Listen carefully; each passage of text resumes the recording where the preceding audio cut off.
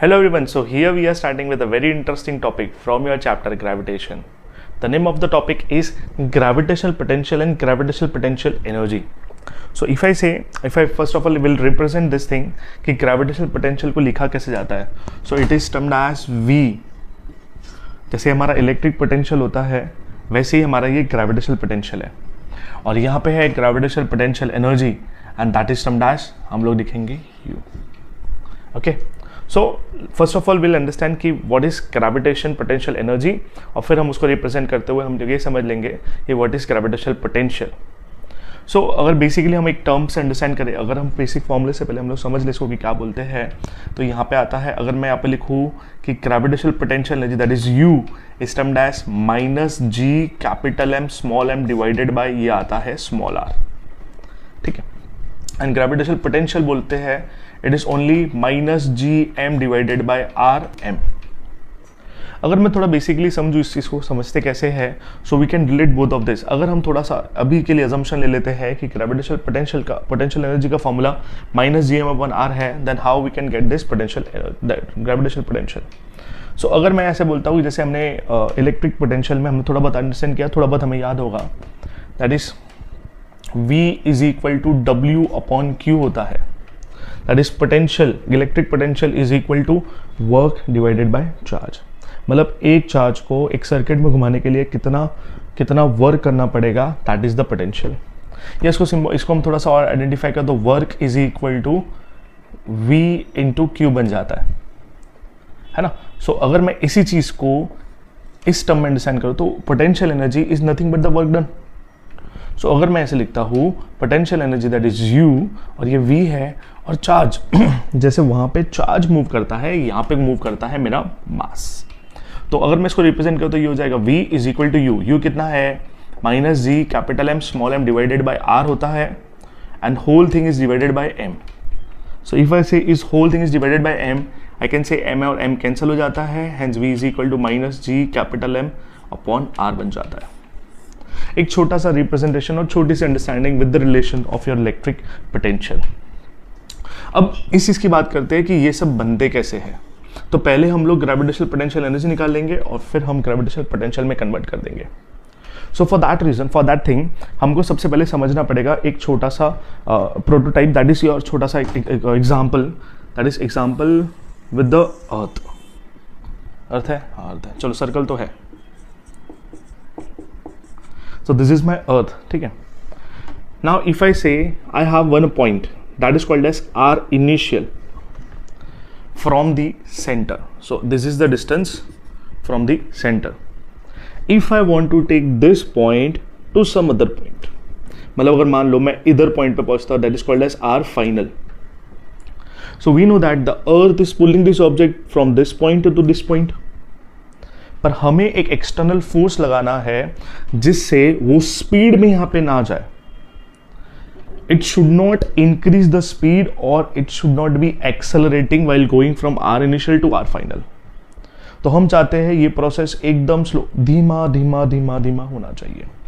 So for that reason हमें एक force लगाना पड़ेगा ऑपोजिट डायरेक्शन में एंड सो ऑन. हम ज्यादा कॉम्प्लिकेट नहीं करेंगे इसे, हम सिर्फ इतना समझेंगे इस पॉइंट से इस पॉइंट तक आने के लिए जो भी वर्क डन हुआ है वो हम आइडेंटिफाई करेंगे. Actually work will be on the charge which is on the mass will be in the opposite direction, because अंदर तो स्पीड से जा रहा है, इसको बाहर की तरफ फोर्स देंगे तो धीमा धीमा धीमा स्लो जाएगा.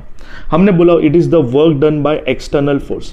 क्या आपको बात समझ में आई कि बॉडी है, ये बॉडी तो स्पीड में तो पहुंच जाएगा, लेकिन हम क्या करेंगे, उसको बाहर की तरफ एक फोर्स देंगे एंड ऑपोजिट डायरेक्शन में जा रहा है.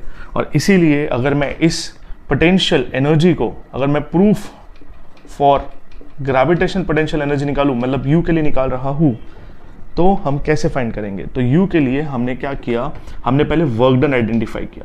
So work done by my external force. External force क्या बोलता है, तो हमने ऐसे बोला ये तो इस बॉडी पे फोर्स लगाएगा, बट फोर्स किधर, फोर्स तो इधर लग रहा है बट बॉडी इधर मूव कर रहा है. Hence force work done is equal to होता है force into displacement. Your displacement will be, I am considering from this point to this point, this is dr. और ये इंटीग्रेट क्यों किया है सर, बिकॉज इंटीग्रेट मैंने इसलिए किया है क्योंकि ये जो आर इनिशियल से आर फाइनल जा रहा है, ये बहुत छोटे छोटे डिस्टेंस पे हम लोग वैल्यू, फोर्स की वैल्यू बदलती जाएगी. अगर मैं बोलता यहाँ से यहाँ तक कुछ 10 न्यूटन का फोर्स लगा तो चलता था, लेकिन यहाँ से तो मुझे पता है स्टार्टिंग में कम फोर्स लगाना पड़ेगा, बट जब एंड पहुंचेगा तो ज़्यादा फोर्स लगाना पड़ेगा, because it is closer to the earth surface, and for that reason हमने यहाँ पे इंटीग्रेट कर दिया।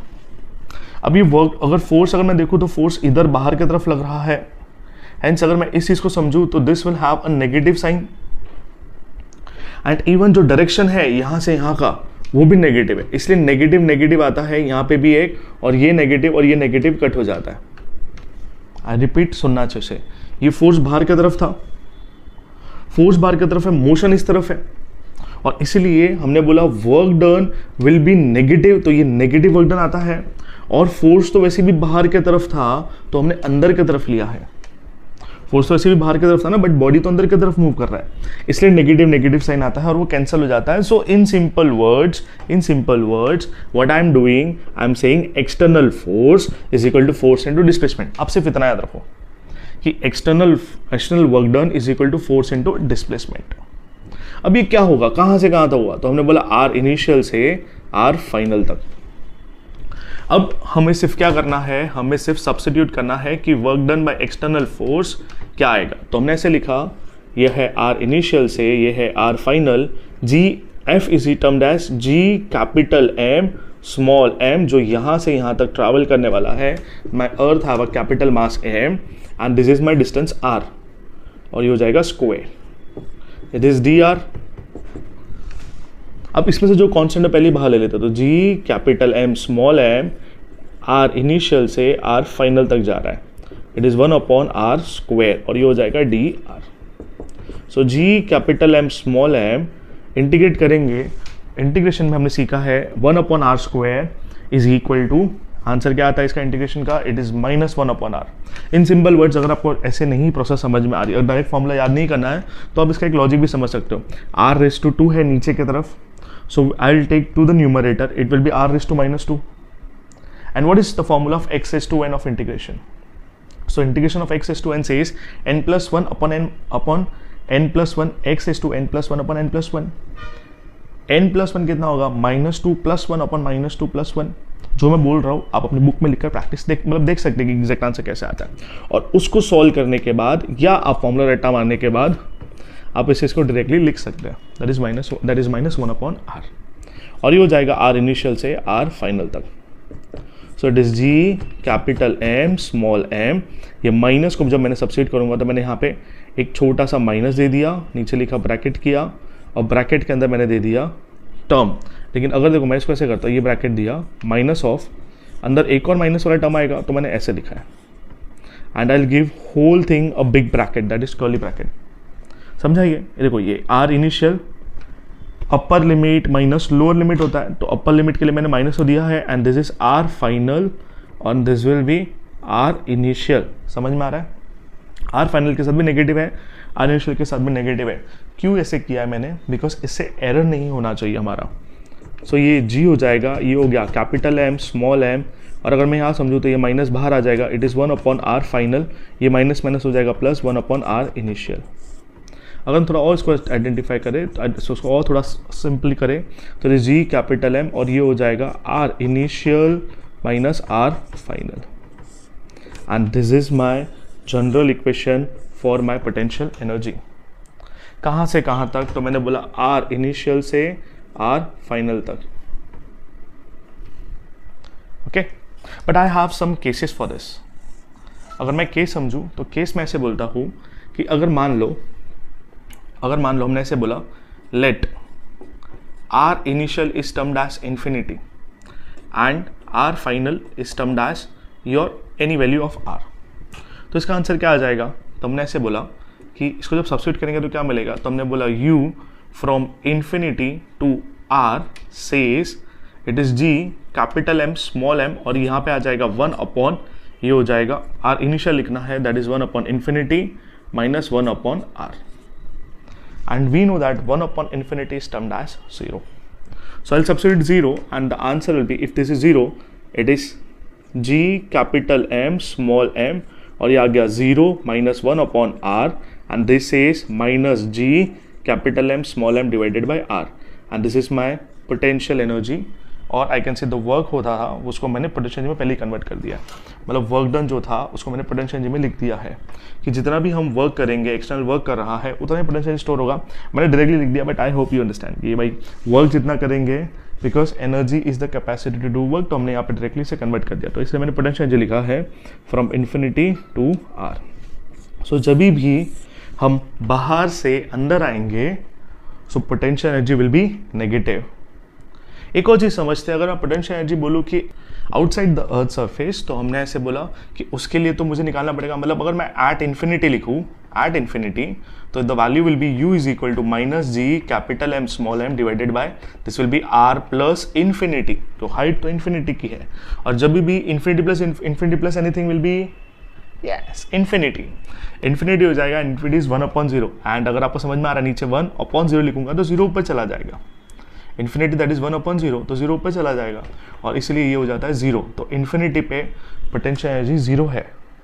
सो if I consider if this is infinity, तो यहाँ पे u तो 0 है, एंड वी नो दैट कि अगर मैंने बोला कि यहाँ पे 2 मीटर्स पे है और ये 5 मीटर्स पे, पोटेंशियल एनर्जी ज़्यादा कहाँ पे है, ए पे कि बी पे?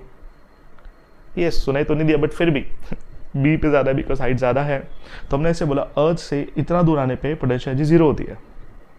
अगर इससे कोई भी छोटी हाइट ले लूँ मैं, इन्फिनिटी से कोई भी छोटी हाइट ले लूँ, तो the value will be less than the 0, and yes that value will be a negative sign. जैसे 0 से छोटा कौन होता है? -1 -2। ऐसे यहाँ पे पोटेंशियल एनर्जी जो थी वो यहाँ पे 0 है, तो उससे नीचे गए तो yes it will be negative, और इसीलिए यहाँ पे आता है नेगेटिव का साइन। सर अगर उल्टा किया तो जैसे मान लो अगर ये मैंने केस 1 ले लिया, अगर मैंने केस 2 में ऐसा बोला let R initial is R and R final is infinity, मतलब मैं यहाँ से ऑब्जेक्ट को दूर लेके जा रहा हूँ, इन्फिनिटी तक लेके जा रहा हूँ, तब क्या होगा? यस अगर आप थोड़ा सोचेंगे तो अगर मैं नीचे से ऊपर लेके जाऊँगा तो potential energy will be increased. तो यहाँ पे जब मैंने यहाँ पे लिखा है ऐसे R to infinity is equal to this is minus G capital M small M, ये वाला फॉर्मूला लिख रहा हूँ मैं, ये वाला 1/r initial is r and infinity is 1/infinity, and this turns out to be 0, hence ये माइनस कैसे आ गया? फॉर्मूला माइनस ही है ना, एंड हेंस ये हो जाएगा, उड़ जाएगा और बचा सिर्फ r, तो g capital m small m divided by r बचा when you are taking it from surface to infinity. So whenever you are taking an object from the surface to a height, the potential energy increases, hence the potential energy will be positive. But अगर ऊपर से कोई body नीचे आ रहा है तो हम लोग बोलेंगे potential energy decrease हो रहा है, and it will have a negative sign. So the main sir ये तो potential energy निकाल लिया हमने, gravitational potential का क्या? तो यस ये सिंपल है, जैसे हमने यहाँ पे लिखा है दिस इज जैसे इलेक्ट्रिक फील्ड अंडरस्टैंडिंग, तो हमने ऐसे बोला था V is equal to W upon Q। अगर V की बात करो तो यहाँ पे मेरे पास, अगर मैं यहाँ पे कंसिडर करता हूँ तो V है मेरा ग्रेविटेशनल पोटेंशियल, और ये W है, W मेरा हो गया पोटेंशियल एनर्जी, और नीचे आ गया Q। Q का मतलब क्या है? चार्ज। वहाँ पे टेस्ट चार्ज होता है, सिर्फ ग्रेविटेशन में इतना डिफरेंस है कि यहाँ पे टेस्ट मास है, तो ये जो मास है वो यहाँ से उठकर यहाँ तक आ रहा है, तो हमने बोला डिवाइडेड बाय मास होना चाहिए। तो पोटेंशियल एनर्जी का फॉर्मूला क्या है? It is minus G capital M small M, sorry हाँ सही है, divided by R whole divided by मेरा मास, हेंस पोटेंशियल अगर मैं कंसिडर करूँ तो इट इज ओनली एम उड़ जाएगा, hence potential will be only minus G capital M upon R. So this the difference between the simple अगर simple words में बोलूँ तो the difference between gravitational potential and gravitational potential energy says, अगर मैं एक object लेता हूँ, जैसे अगर मान लो ये छोटा ऑब्जेक्ट लिया या एक बड़ा ऑब्जेक्ट ले लिया मैंने, तो ग्रेविटेशनल पोटेंशियल एनर्जी सेज कि जितना बॉडी ज़्यादा बड़ा होगा उतना एनर्जी ज़्यादा स्टोर होगा। So if I have a 10 ग्राम मास, अगर मैं उसे उठाकर छोड़ दूँ नीचे तो एनर्जी थोड़ी कम रहेगी, लेकिन if I have a 10 kg object, अगर मैं उठाकर जब छोड़ देता हूँ तो ज़्यादा एनर्जी रहेगा, हेंस जितना ज़्यादा मास उतना ज़्यादा पोटेंशियल एनर्जी। लेकिन what is potential? Potential says कि मुझे अगर इस पॉइंट से इस पॉइंट तक लाना है, hence the gravitational potential is only termed as minus G M upon R, hence it is not depend upon individual masses. वो बोलता है कि इस पॉइंट पे आएगा तो इतना पोटेंशियल तो मैं इस पे लगाऊंगा ही, जैसे हमारा एक्सेलरेशन ड्यू टू ग्रेविटी होता है, that is acceleration due to gravity says कि मैं मास पे डिपेंड नहीं करूंगा, ऑब्जेक्ट के मास पे डिपेंड नहीं करूंगा, मैं तो सिर्फ अर्थ के मास पे और अर्थ के डिस्टेंस पे ही डिपेंड करूंगा। ऐसे ही होता है gravitational potential. So I hope मैंने कुछ कॉन्सेप्ट्स आपके क्लियर किए हैं, एंड स्टिल इसको आपको और अच्छे से पढ़ना पड़ेगा। This topic comes in neat and JEE concepts and in your text books also, in board exam also. Hence ये थोड़ा कॉन्सेप्ट थोड़ा इंटरेस्टिंग है, थोड़ा डिटेलिंग वाला है, और इसीलिए ये कॉन्सेप्ट बहुत इंपॉर्टेंट हो जाता है। So if you want you can revise it once again, आप पूरा वीडियो फिर से देखो and you can clear your doubts. So with this thank you so much, और मिलते हैं अगले लेक्चर में। ये जो लिखी हुई चीज़ें हैं ये आपको फिर से लिखने की ज़रूरत नहीं है, बिकॉज ये मैंने यहाँ पे एक्सप्लेन कर दी थी पहले ही आपको। ओके, चलिए with this thank you so much, और मिलते हैं अगले वीडियो में। Bye. I am giving you 5 seconds, you can take a screenshot. Thank you so much.